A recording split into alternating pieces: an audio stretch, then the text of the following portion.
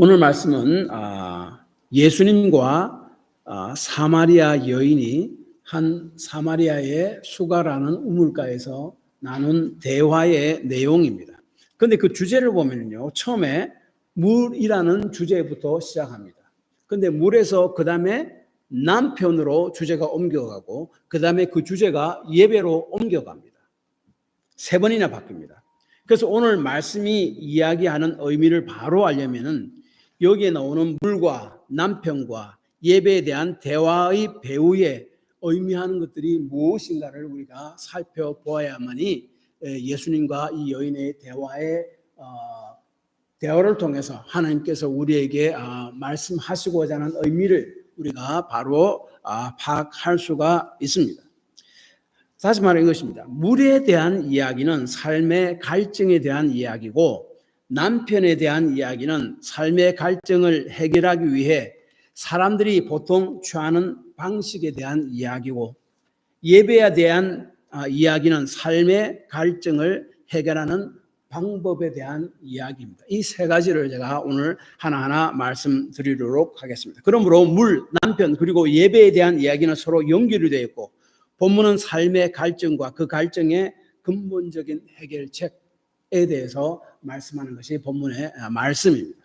먼저 우리가 삶에서 경험하는 마음과 영적인 갈증, 즉 물, 생수에 대한 이야기를 우리가 살펴봅니다. 예수님께서 제자들과 이제 유대를 떠나서 갈릴리로 가려고 했습니다. 그런데 특별히 4절을 보면은 이렇게 이야기합니다.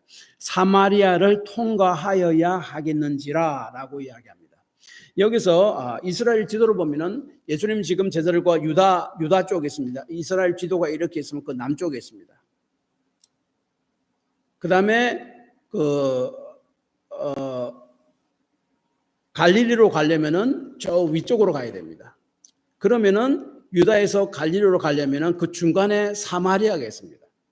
사마리아를 통과해서 가야 되는데 그 당시 유대인들은 보통 사마리아를 통과하지 않고 그 옆에 있는 요단강 그 줄기를 거슬러 올라서 빙 둘러서 가곤 했습니다. 그런데 예수님은 여기서 4절에 사마리아를 통과하여야 하겠는지라 라고 영어로 보면 must라는 말을 씁니다. 혹은 it is necessary 라는 말을 씁니다. 여기 이 must 꼭 그렇게 통과하여야 되겠다 하는 그 말의 의미가 이 헬라어에 들어 있습니다. 그래서 영어는 must라는 말을 쓰고 그 헬라어 의미는 they라는 말입니다. 그래서 예수님께서는 꼭 그렇게 안 해도 되는데 꼭 사마리아로 통과해야 되겠다고. 그래서 제자들과 함께 사마리아를 통과하는 과정에 수가라는 곳에 이르고 거기서 우물가에 이르게 되어서 사마리아 여인을 만나게 되었다라고 이야기합니다. 그 말이 뭡니까? 예수님께서 목적이 있어서 일부러 걸러 갔다는 거죠. 삶의 갈증에 대한 해결책, 그 해결을 해결하는 방식, 사람들이. 그리고 그러면 진정으로 어떻게 해결해야 되는가 하는 것을 우리에게 말씀하기 위해서 일부러 그곳으로 가서 그 사마리아 여인을 만났다 하는 그런 말입니다. 그래서 예수님은 이제 사마리아에 도착해서 너무나 피곤하고 목도 말라서 수가라는 동네 우물가에서 쉬게 되었습니다. 그동안 제자들은 가까운 마을로 먹을 것을 사러 갔고 예수님만 혼자 남았습니다. 그러나 우물가에는 두레박이 없었습니다. 그때 한 사마리아 여인이 물을 길러 우물가로 왔습니다. 그때 그 여인은 대낮에 물을 길러 왔다라고 이야기하는데 그때가 6시쯤 되었다라고 6절에 이야기합니다. 그 6시라는 것은 언젠가 하면 정오입니다. 12시, 오후 12시 해가 쨍쨍 내려쬐는 때 예수님 당시 그 팔레스타인 지역은 사막 지역이기 때문에 낮은 내려쬐는 햇빛으로 굉장히 뜨겁습니다. 그래서 이 햇빛을 피하기 위해서 낮에는 보통 이동하거나 물을 기르거나 하지 않습니다. 햇빛이 없는 새벽이나 아침이나 안 그러면 해가 진 저녁 늦게 물을 보통 길러 옵니다. 그런데 이 여인은 남들이 물을 잘 길러 오지 않은 낮 12시에 물을 길러 왔습니다. 사람을 만나기 꺼려였기 때문에 그렇습니다. 부끄러운 삶을 살고 있었기 때문이었습니다.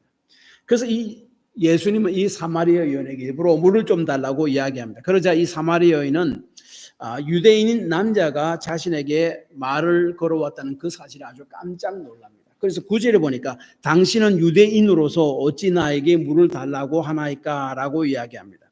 왜냐하면 당시 유대인들은 사마리아 사람들을 굉장히 무시했습니다. 오래전 이 유대인들이 그 바벨론 포로로 잡혀갔을 때에 유대 땅에 남아있던 그 사람들이 있었는데, 이 사람들은 그 하나님에 대한 신앙의 정절을 지키지 못하고 우상을 섬기는 가나안 민족과 결혼해가지고 새로운 종족이 생겨났는데, 그 종족이 사마리아인이었습니다. 이들은 여호와를 섬기는 신앙과 가나안 신앙을 혼합해서 혼합 종교를 만들어 버렸습니다. 그래서 유대인들은 사마리아인들을 신앙의 정절을 지키지 못한 민족이고, 그래서 인종적으로 열등한 민족으로 생각하고 그렇게 여겼습니다. 그래서 그들과 상종도 하지 않았었습니다. 그리고 또한 당시 사회의 랍비에 가르치면 유대 남자는 길거리를 걸어가다가 아무 여자라도 함께 말을 하지 못하게 했습니다. 심지어는 자기 부인을 만나더라도 이야기를 길거리에서는 하지 못하게 그렇게 했습니다. 이를 통해서 괜히 헛소문이 떠들고 스캔들이 나지 않도록 하기 위해서 그렇게 랍비가 그렇게 가르쳤었습니다. 그런데 이 예수님은 유대인으로서, 그것도 남자로서 사마리아 여인에게 물을 좀 달라고 말을 걸었다는 그 자체가 굉장히 파격적입니다.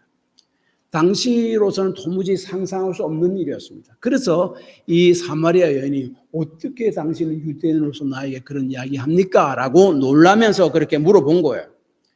예수님은 물 이야기를 하면서 자신이 누구인 줄 알았다면 생수를 자신에게 오히려 구하였을 것이다 라고 10절에 이야기합니다. 그러자 이 여인은 당신은 두레박도 없고 우물은 깊은데 무슨 수로 생수를 떠서 자신에게 주겠냐라고 이렇게 이야기했죠. 그러면서 당신은 이 우물을 판 우리들의 조상 야곱보다 더 큰 자입니까? 라고 물어봅니다.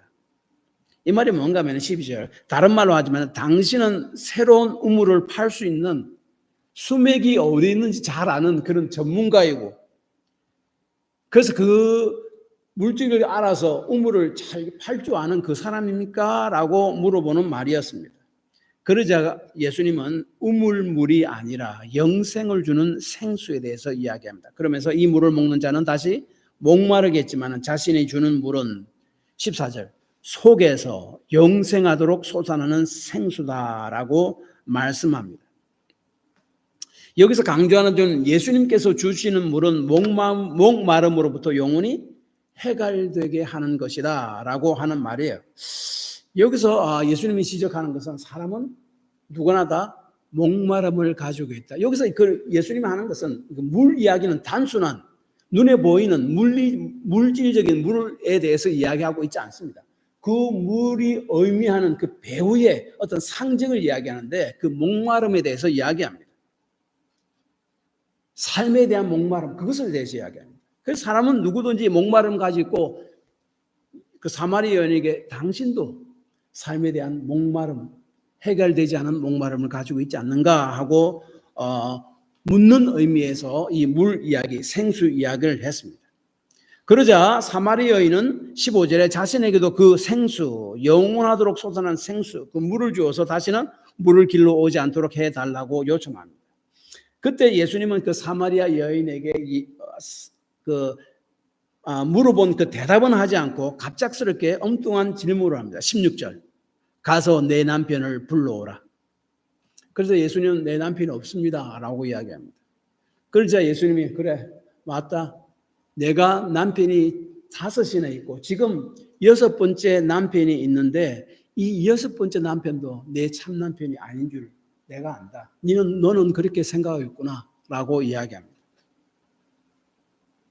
예수님은 왜 물 이야기를 하다가 생수 이야기하다가 갑자기 남편을 불러오다는 질문을 했을까요? 왜냐하면 이 사마리아 여인은 삶의 갈증을 남자를 통해서 해결하려고 했던 것을 지적하고자 한 것입니다.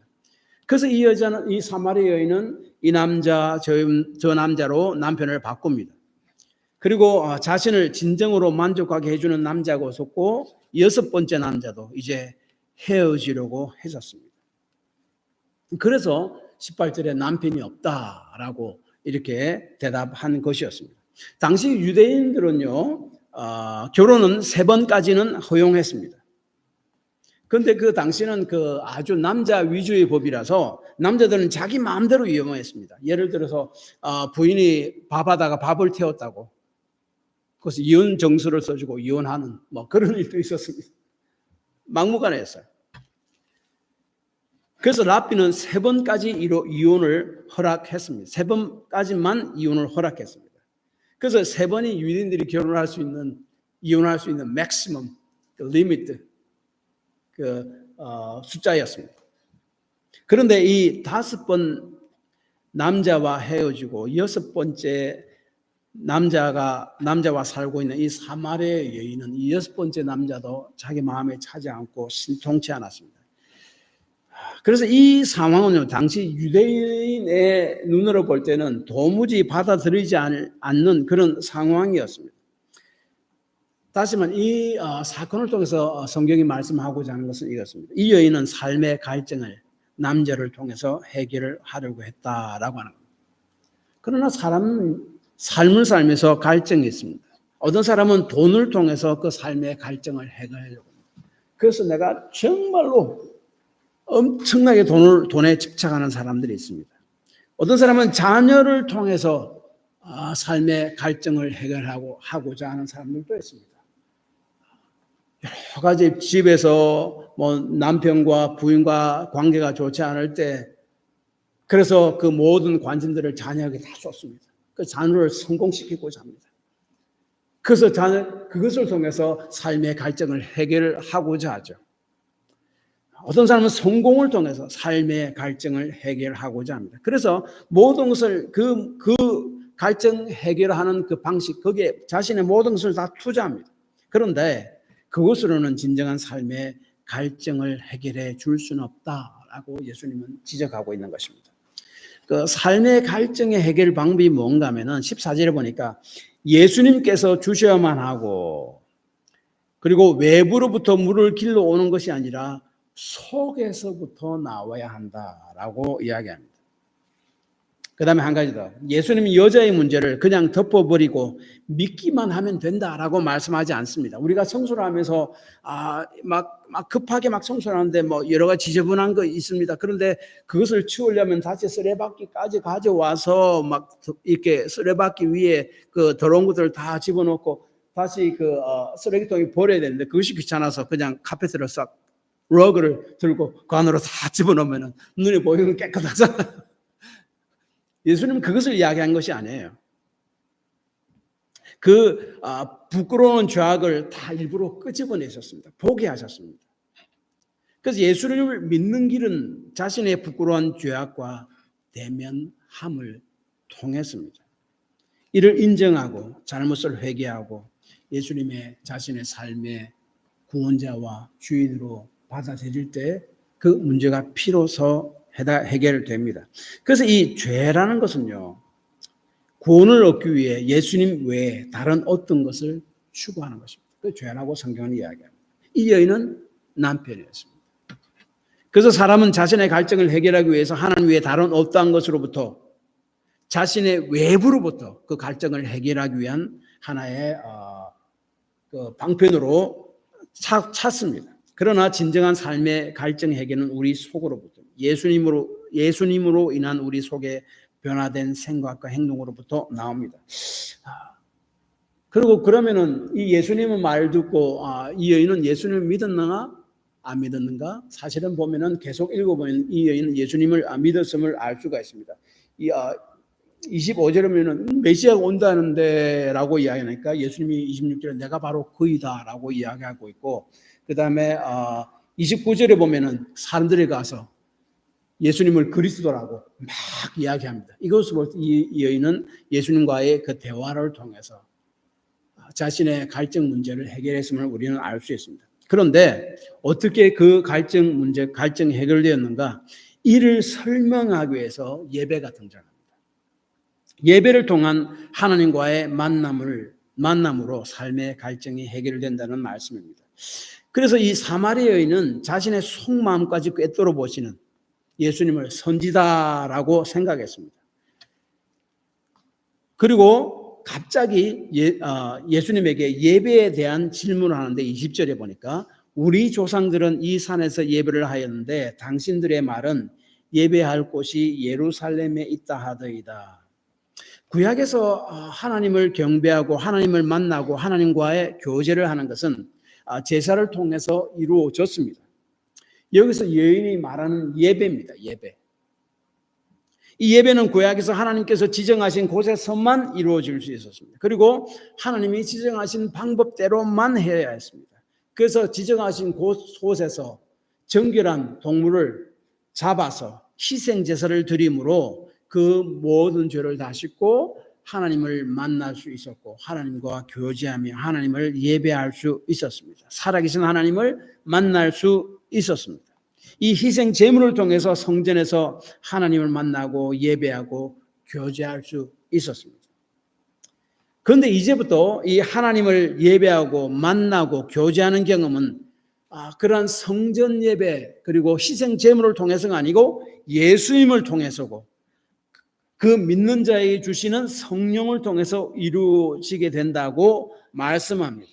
그래서 이를 통해서 그 삶에 오는 갈증이 해결됨을 이야기하는 것이 예수님이 사마리아 여인에게 예배에 대한 대답을 한 그 말씀입니다. 그래서 먼저 예수 그리스도 안에서 드려지는 예배를 통해서 우리는 하나님을 만나게 되고 이를 통해서 삶의 갈증들이 해결해지는데 10절에서는 하나님의 거저 주시는 선물인 예수 그리스도를 통해서 주어지는 생수라고 이야기합니다. 예수님을 통해서 주어지는 구원을 이야기하는 겁니다. 즉 예수 그리스도를 통한 하나님의 예수 그리스도를 믿음으로 모든 죄가 다 용서받고 하나님과의 만남이 이루어지고 교제가 이루어지고 거기서 진정한 예배가 이루어진다라고 이야기합니다. 즉 삶의 갈증 해소는 구하는 자에게 하나님께서 거저 주시는 선물인 목마르지 않은 생수는 예수 그리스도를 통해서 하나님을 예배하는 자에게 주어진다라고 이야기합니다.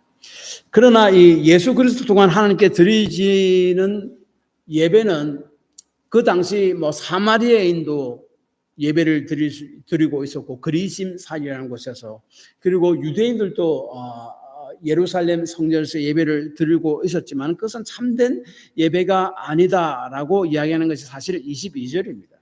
22절에 보면은 이렇게 이야기하죠. 너희는 알지 못하는 것을 예배하고 우리는 아는 것을 예배하노니 이는 구원이 유대인에게서 남이라라고 이야기하는데 알지 못하는 것은 영어로 하면 what입니다. 중성대명사입니다. 하나님이나 사람이나 그나 그녀나 하나님을 지칭하는 인칭대명사를 사용하지 않고 그냥 중성대명사입니다. what으로 사용합니다. 사마리아인도 무엇을 예배하고 유대인들도 무엇을 예배합니다. 하나님을 예배하는 것이라고 이야기하지 않았습니다. 그래서 사마리아의 성전이 그 그리심 산이라는 곳에 있었는데 그것은 그 기원전 125년에 파괴되었습니다. 그런데 오늘날도 사마리아인들이 한 400명 정도가 남아 있는데 그 그리심 산에서 오늘날도 동물 희생제사로 하나님께 예배를 드리고 있다라고 이야기합니다. 왜 그렇습니까?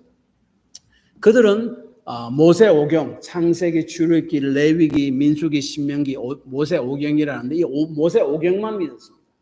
그런데 메시아가 오시리라고 계속 예언하시는 그 성경은 모세오경 이후에도 계속 나타나죠. 그걸 믿지 않기 때문에 메시아가 오신 메시아를 갖다가 믿지 못한 겁니다. 그래서 엉뚱한 예배를 그들은 드리고 있었습니다. 마찬가지 유대인들도 마찬가지입니다. 메시아가 오시리라 한 그것을 그리고 오신 메시아 예수님을 믿지 못하기 때문에 그들이 예배하는 것은 진정으로 하나님 받으시는 예배가 아니었다라고 이야기합니다. 그래서 이 그래서 하나님을 바르게 예배하는 길은 예수님의 때를 통해서 이루어진다라고 이야기하는 것이 바로 21절과 23절입니다. 21절에 보면요, 산에 예수께서 이르시되 여자의 내 말을 믿으라. 이 산에서도 말고 예루살렘에서도 말고 너희가 아버지께 예배할 때가 이르리라. 이 때라는 것은 헬라어로 호라라는 말인데 굉장히 중요한 말입니다. 23절에도 아버지께 참되게 예배하는 자들의 영과 진리로 예배할 때가 오나니, 이 호라, 때라는 헬라 단어 굉장히 중요한 단어인데, 이 때, 호라라는 헬라 단어는요, 복음서에서 예수님의 죽으심을 가리키는 전문용어로 사용됩니다. 복음서에서 때라고 이야기하는 것은 예수님의 죽으심을 의미합니다. 십자가의 죽으심을 가리킵니다. 예를 들어서 요한복음 13장 1절에 보면 예수님의 죽으심을 이렇게 합니다. 6절 전에 예수께서 자기가 세상을 떠나 아버지께 돌아갈 때가 이른 줄 아시고 세상에 있는 자기 사람들을 사랑하시되 끝까지 사랑하시는 때입니다. 복음서에서 얘기하는 때는 예수님의 십자가 사건, 죽으심을 이야기합니다. 그래서 예수님은 예배와 때, 그 시간을 연결해서 말씀하시므로 예배의 핵심은 예수님의 십자가이다 를 이야기합니다. 그리고 또한 21절에 예수님은 여인에게 이야기합니다. 그런데 그 말씀을 듣는 대상은 여인만이 아니라 너희가 아버지께 예배할 때가 이르리라. 너희 복수로 이야기합니다. 예수님은 사마리아 여인과의 대화를 하셨지만은 그 하신 말씀은 사마리아 여인뿐만 아니라 그리고 예수님의 제자들과 앞으로 예수를 믿는 그 사람들에게, 복수의 그 모든 앞으로 믿을 사람들에게 하신 말씀이답니다. 예수를 믿는 모든 자가 예수님의 십자가를 통해서 하나님께 나아가 드려지는 예배, 그것을 이 때를 이야기합니다. 그래서 23절에 아버지께 예배하는 날이 때가 올 것이다 라고 이야기합니다. 그러니까 무엇을 예배하는 것이 아니라 아버지를 예배합니다. 아버지를 예배한다는 말이 뭔가 하면은 하나님을 예배하는 자는 하나님의 자녀여야 한다는 말이죠. 예수를 믿음으로 우리가 하나님의 자녀가 되잖아요. 그리고 예배는 나를 향하지 않습니다. 아버지께 예배하는 자입니다. 아버지를 향합니다. 내가 감동을 받았느냐가 아니라 내가 예수님의 십자가를 의지함으로 예배를 드렸는가입니다. 하나님께서 나의 예배를 기쁘시게 받으셨는가, 그것이 초점입니다.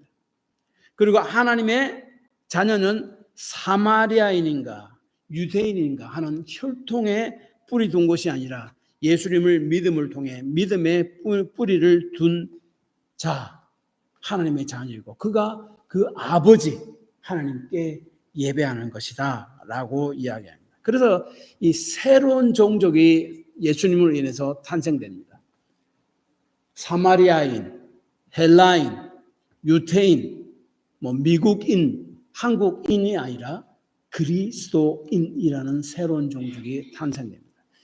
이 그리스도인은 하나님께 예배할 수 있고 그들은 예수 그리스도의 십자가를 의지해서 예배를 드리고 그 예배를 그렇게 드리는 예배는 삶의 갈증을 해결할 수 있는 기초가 된다 하는 것을 본문은 이야기합니다. 그래서 이 예수님의 십자가를 통한 하나님의 자녀가 드리는 예배를 아버지께서는 받으시고 그 예배를 통해 하나님을 만나게 됩니다. 그리고 예수님의 십자가를 통해 드려지는 예배뿐만 아니라 성령의 인도하심 안에서 드려지는 예배를 통해서 하나님을 만나게 됩니다. 24절을 보면은 이렇습니다. 하나님은 영이시니, 예수님이 하신 말입니다. 예배하는 자가 영과 진리로 예배할지니라. 진리는 예수님을 이야기합니다. 제가 좀 전에 말씀한 대로 예수님의 십자가를 통해서 예배를 드리는 것, 그것을 이야기합니다. 왜냐하면 요한복음 14장 6절이나 17장 10절에 보면은 예수님은 곧 진리다라고 분명히 이야기하고 있고, 그리고 또 진리는 예수님이 하신 예수님의 말씀입니다. 그리고 영은 여기서 사람의 영을 의미하는 것이 아닙니다. 사람의 영으로 예배를 드린다는 말은 내가 내 마음을 모두와서 진심으로 하는 그 사람의 그것을 이야기하는 것이 아니라 영으로 예배 드린다는 말은 성령을 이야기합니다. 여기서.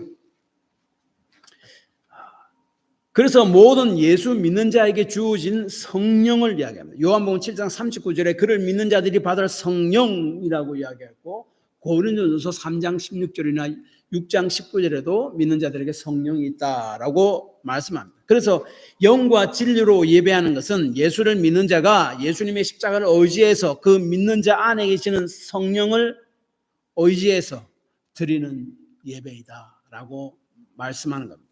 요한계시록 1장 10절에 보면요, 요한이 밤모습에 유배되어 있는데 주의 날에, 오늘날로 이야기하면 주일이죠, 성령에 감동되어서 하나님의 임재 안으로 들어가게 되고 천국을 보게 되고 요한계시록의 말씀의 계시를 받게 됩니다. 여기서 주의 날에 요한이 주의 날에 요한이 뭘 했겠습니까? 예배를 드렸죠. 그래서 이 주의 날에 오늘 말씀에 의하면 영과 진리 안에서 예배를 드리던 중 예수님의 십자가를 의지하고 보혈의 공로를 의지하고 성령의 인도하심 따라 예배를 드리던 중 성령의 인도하심을 받고 드려진 예배를 이야기합니다. 그때 요한이 본 것은 천국에 있는 성전이고 예수 믿는 여러 민족들이 주님의 보좌 앞에 나와 주 앞에 모여 찬양하고 영광 돌리는 그 예배를 광경을 본 것이었습니다. 그것이 바로 계속적으로 요한계시록 5장이나 7장 계속해서 나옵니다. 다시 말하면 성령 안에서 드려지는 예배는 장차 가게 될 천국의 영광과 그리고 천국에서 드려질 예배를 미리 경험하게 했습니다. 그래서 이러한 예배를 하나님께서는 찾으신다고 23절에 이야기합니다. 예수 그리스도의 십자가를 의지하여 성령의 인도하심 따라 드리는 예배, 천국을 이 땅에서 경험하는 예배가 되고 삶의 갈증을 해결해 주는 생수가 된다라고 이야기합니다. 이 예배는 크게 두 가지 형식이 있습니다. 하나는 우리 지금같이 하나님 앞에 공적으로 드려지는 예배입니다. 그 다음에 한 가지는 삶을 통해 드려지는 예배입니다. 이 두 부분에 대해서 좀 더 자세히 다음 주에 제가 말씀드리도록 하겠습니다. 결론적으로 이것입니다. 삶의 갈증은 예수 그리스도의 십자가를 믿는 믿음과 그 믿는 자에게 주신 성령의 인도하심에 따라 아버지 하나님께 드려지는 예배를 통해서 해결이 된다라고 이야기합니다. 그 필립 얀시라는 유명한 기독교 작가가 있습니다. 이번에 이렇게 하겠습니다. 예배는 하나님을 바라보는 것이다. 내가 만족함을 얻는 것이 아니라 내가 은혜 받는 것이 아니란 말이죠. 우리가 모여 함께 찬양하고 기도하고 내 삶과 생각이 하나님의 생각과 같은가 다른가를 말씀 선포를 통해서 듣고 바로 잡는 일이 예배를 통해 일어나야 한다라고 이야기했습니다. 맞는 말입니다. 이러한 예배가 예수님의 십자가와 성령의 인도하심을 통해 드려지는 예배이고 하나님이 찾으시는 예배이고 23절과 같이 삶의 갈증으로부터 자유케 하는 생수를 얻는 길이다라고 이야기합니다. 예수님의 십자가와 성령의 인도하심 안에서 드려지는 예배는 우리를 삶의 갈증에서 해방시켜주는 주님께서 주시는 생수를 마시는 길이다. 그러므로 우리가 모여 드리는 예배를 결코 가볍게 생각하지 말기를 바랍니다. 예수 그리스도의 십자가의 공로를 강하게 의지하고 성령의 인도하심을 바라고 기대하고 기도하며 드려지는 예배, 그 속에 하나님이 임재하시고 하나님을 경험하고 삶의 갈증들이 그 예배를 계속 드림을 통해서 점점 해소되는 일들이 일어나게 될 것이고 그것을 경험하는 저와 여러분이 되시기 바랍니다. 기도합시다.